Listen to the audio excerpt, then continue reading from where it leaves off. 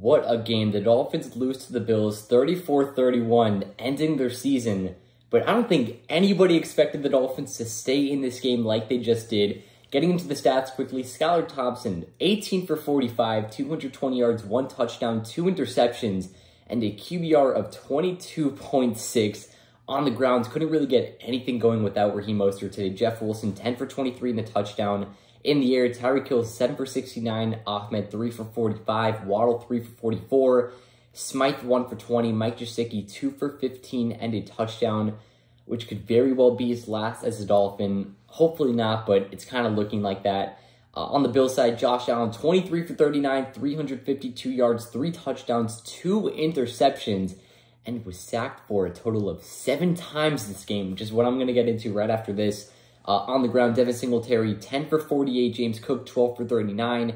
In the air, Stephon Diggs, 7 for 114, Gabe Davis, 6 for 113 and a touchdown. Khalil Shakir, 3 for 51, Cole Beasley, 2 for 35, Dawson Knox, 3 for 20 and a touchdown. Cole Beasley also had a touchdown.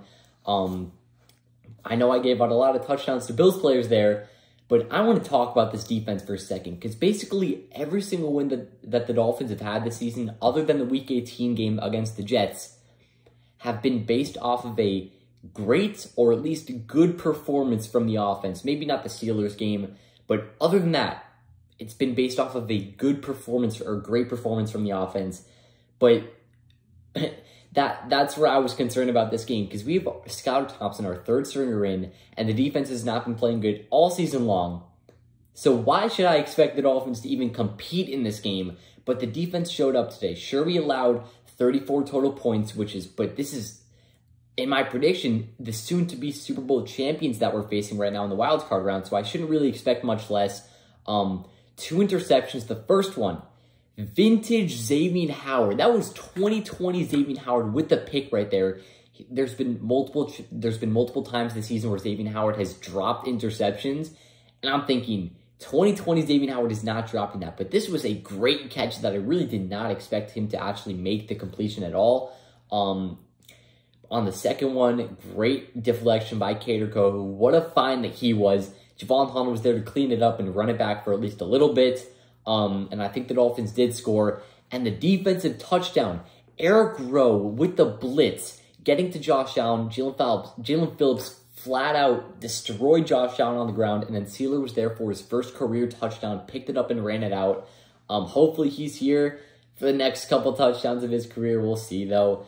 And I'm going to show you the Bills series. First of all, we won the coin toss, which if you've watched me before on this channel, you know I dream about winning the coin toss. So we won the coin toss. We deferred. And the Bills started out with the ball. The defense actually stopped them. They forced them to turn it over on downs, which I love to see. The Dolphins go 3 and out, though. Bills score a touchdown. Skylar throws an interception. They score another touchdown. We go 3 and out.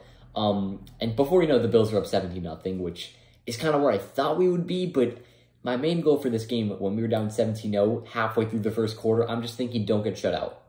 That's my thoughts, unfortunately. I wish I had higher hopes, but you're down 17-0, and it wasn't looking good. 3 straight field goal drives, though. And just like that, it was a 1-score game. Then came the Xavier Howard interception. The Finns drive down, and they get the touchdown to Mike Gesicki, which, like I said before, maybe his last. Obviously, free agency's coming up, so we'll see what happens with all that stuff, but it's looking like he's going to be gone because he's not a huge part of this offense. We get the 2-point conversion, and just like that, it's a tie game. The Bills do Bill stuff. They drive down, kick a field goal. We're only down 3. The score is 20-17 after being down 17-0 going into halftime. I'm feeling good. I'm feeling good. The Dolphins get the ball to start out the half, and I'm feeling like the Dolphins can make something happen here. Nobody expects us to do anything. The Bills are kind of playing down to our level. Let's shock the world while we're at it. We go 3 and out, so I'm thinking shit, maybe not. But Eric Rowe came in clutch. The first play that the Bills had after we punted it to them, Eric Rowe came in clutch.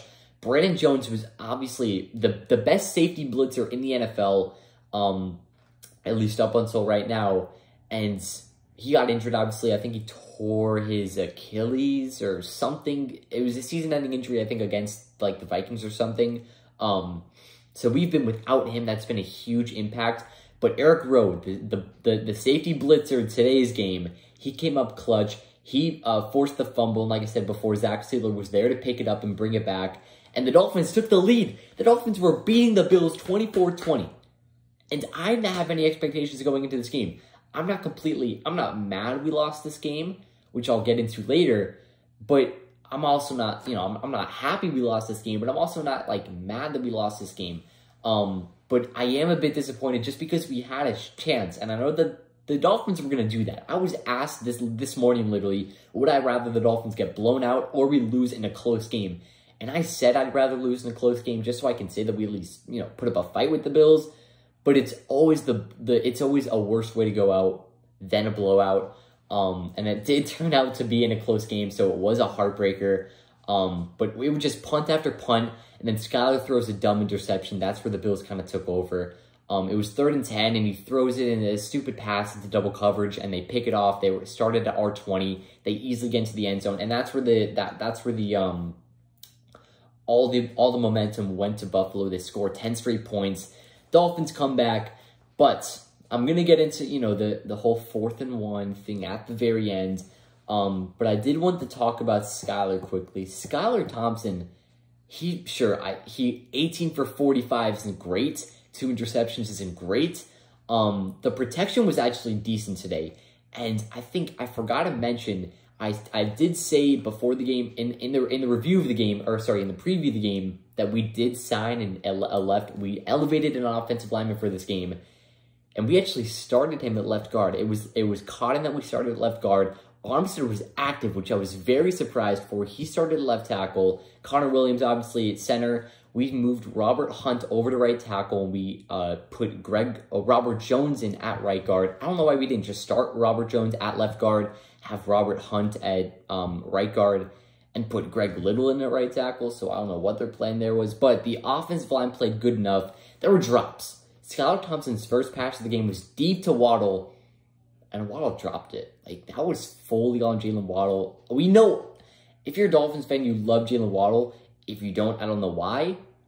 But Waddle dropped that. He's got to make that type of stuff, and he does not have to jump to his full ability every time the ball gets thrown to him. It's something he does all the time, and it has sometimes even caused interceptions. So he's got to, there's been some times where you can just lay back and catch the ball. But he had 2 drops today, 3 big-time drops, actually. No, maybe 1 or 2 of those were with really good coverage. But if you're that type of receiver, everyone's going to say you are. You got to come up with those catches. Jeff Wilson had an easy drop. Tyreek Hill had an easy drop on a slant. There were multiple times where Skyler was sold by his receivers. But, at the end of the day, it's something you're going to have to deal with. And also, I want to throw out there that Skyler Thompson would run out of the pocket a lot of times unnecessarily. And there would be a lot of times where he would throw the ball when he could have just ran. Now, I know when you're watching on TV, it could look like he has an easy running lane when he really doesn't. But it was wide open when I was watching on TV. So I don't know if I'm, seeing things that Skyler Thompson can see that I can't. But that's just what I saw. Obviously, when we get the all 22, all the film, tomorrow, that's when we can, determine stuff better. But the bottom line is that you don't really need the film anymore because the season is over. And I know that I'll throw it out there right now. It got a lot of videos planned because it's looking like Boyer is going to be fired. So I'll have a video coming on that soon. At least I'm hoping I'm going to be making a video on it. The defensive coordinator candidates video is going to be coming at that point. The 2023 opponents, the season in review is going to be split up into 2 different videos. But anyways, back to this game. Mike McDaniel's a first-year head coach. The first thing I thought when we hired him definitely wasn't really to win a playoff game. I was hoping to make the playoffs, but I didn't really see us going farther than a playoff win. Maybe even 2 somehow, but I didn't really see us going farther than the division round, and even if we got there, we'd be pretty lucky. And considering all the injuries that we had this year, I'm surprised that we even made a fight to get to the divisional round. But at the end of the day, Mike McDaniel's a rookie head coach, and he's going to make mistakes. Now, when you're having plays from a rookie head coach going into a rookie 7th round quarterback, there's going to sometimes be some miscommunications. And Apparently on that 4th and inches where it was a delay game where the Dolphins didn't have any timeouts, Mike McDaniel was told that we got a first down. So obviously you're going to put some guys and you want to let the time go down because you're not in a rush. You're at around you're at midfield, I'm pretty sure. And it looks like you have the first down. You got like 1:45 to go. You don't want to rush things. You're only down by 3 points. He was told it was first down. Why would you be rushing things? And then he was told it wasn't a first down. And at that point, you've like only 15, 20 seconds left on the play clock. And I know you can get a quick play out, but you got to go through the plays and you got to do the substitutions. And these scholars got to tell the guys in the huddle. But you should never have your guys leaving the huddle with 4 seconds left on the play clock.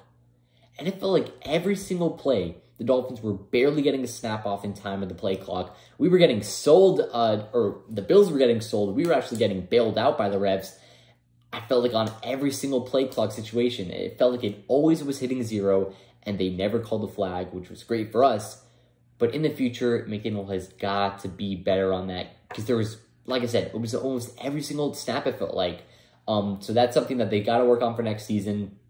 But I'm excited for this offseason, man. I know that the Dolphins put up a good fight. Like I said, nobody expected us to be there. Why not shock the world? They put up a great fight. And it just makes it worse that, you know, we had a chance. So, of course, everyone got their hopes up, only to lose. But in the end, were we really going to make any noise versus Kansas City next week? Now that I'm saying that out loud, there's actually maybe a chance Tyreek Hill's making his return to Kansas City. Next year, he will be, though. I'm going to make the video with the 2023 opponents. We've got a tough schedule. We play the Chargers, Chiefs, Ravens, Eagles, all those teams on the road.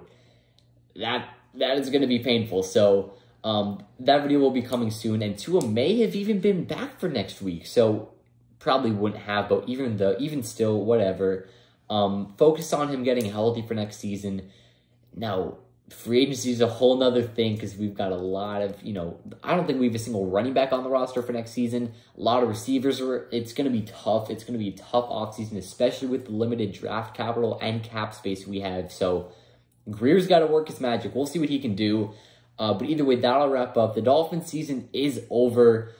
No Dolphins football for another 6 months or so. What month is it? It's January right now.